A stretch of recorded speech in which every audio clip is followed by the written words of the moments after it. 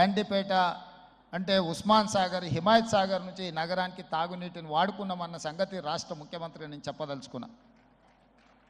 ఈ ప్రజలకు కోట్లాది మంది దాహార్తిని తీర్చే ఈ యొక్క చెరువులను శ్రీమంతులుగా గొప్ప వ్యక్తులుగా ఉన్న వాళ్ళు వాటి పక్కనే ఫామ్ హౌజుల పేరు మీద నిర్మించుకొని వాళ్ళ డ్రైనేజ్ కాలువలు తీసుకెళ్ళి గండిపేటలో కలిపినారు.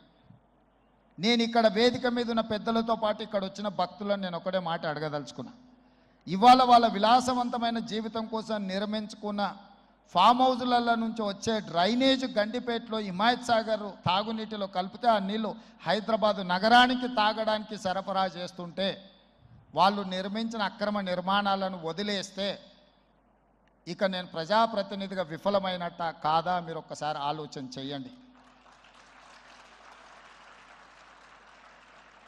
అందుకే ఒత్తిడి వచ్చినా మిత్రులకు ఫామ్ హౌజులు ఉన్నా ఏవి వదలకుండా హైడ్రా అనే ఒక సంస్థను ఏర్పాటు చేసి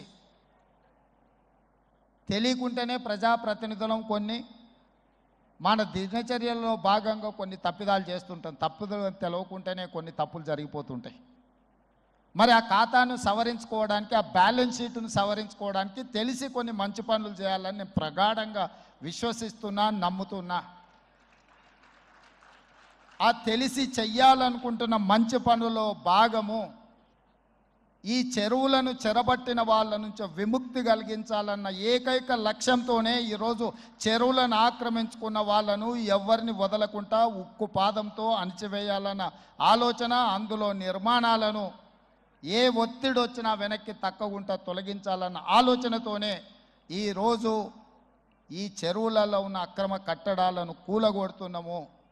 దీనికి స్ఫూర్తి భగవద్గీత అనే కురుక్షేత్ర యుద్ధ సందర్భంలో అర్జునుడు ఆయుధాలను కింద పడేసి రాజ్యం కోసం భీష్మ పితామహుడు, అదేవిధంగా కర్ణుడు, దుర్యోధనుడు, దుశ్శాసనుడు నా సహోదరులందరూ ఆ పక్కన నించుంటే రాజ్యం కోసం వాళ్ళందరినీ సంహరించడం, వాళ్ళని సంహరించి రాజ్యాన్ని సాధించుకోవడం ద్వారా ఏమి ఉంటుంది, ఏం మనశ్శాంతి వస్తుంది అని చెప్పి అర్జునుడు యుద్ధతంత్రం నుంచి తప్పుకుంటా అన్నప్పుడు శ్రీకృష్ణ భగవానుడు బోధించిందే భగవద్గీత.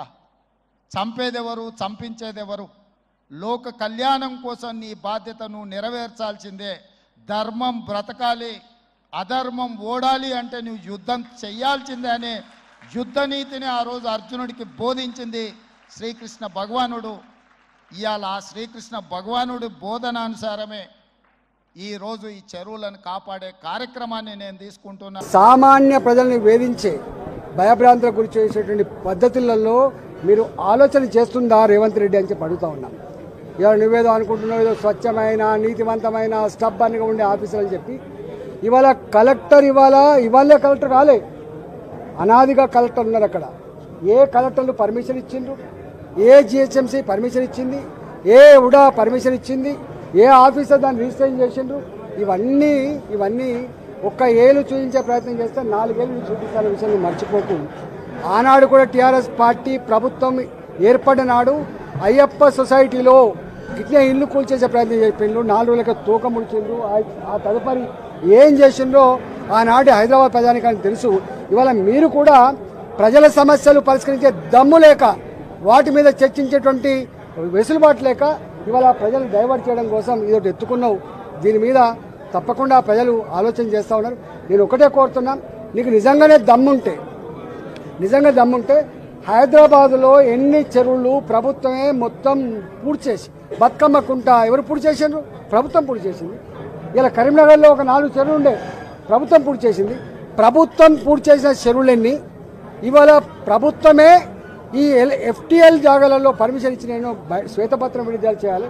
దానికి ఒక పద్ధతి పెట్టాలి తప్ప రాత్రి పోయి దొంగల్లాగా మిషన్లు పెట్టి కూలగొట్టే, సామాన్యులు కూలగొట్టే పద్ధతి మంచిగా. కూలగొట్టు, నువ్వు పెద్దలే కూలగొడుతున్నావు, సంతోషం. ఇంకా పెద్దలు అనేక మంది ఉన్నారు, కూలగొట్టు, సంతోషం. కానీ సామాన్యులు మాత్రం ఇట్లాంటి ఇబ్బంది పెడితే మంచిది కాదు. ఇవాళ దీని మీద భారతీయ జనతా పార్టీ ఇప్పటికే చెప్పింది.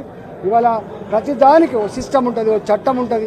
చట్టాన్ని పక్కకు పెట్టి సిస్టాన్ని పక్కకు పెట్టి తాత జాగీర్ లాగా ఇవాళ హీరో అన్నట్టుగా ఈ పార్టీ ఇప్పుడే పుట్టినట్టుగా ధర్మం కోసమే ఉన్నట్టుగా అక్రమాలన్నీ కూడా ఆపుతున్నట్టుగా ఇవాళ పోజు పెట్టే పద్ధతి మాత్రం మంచిగా లేదని చెప్పి నేను దీన్ని తీవ్రంగా హెచ్చరిస్తాను.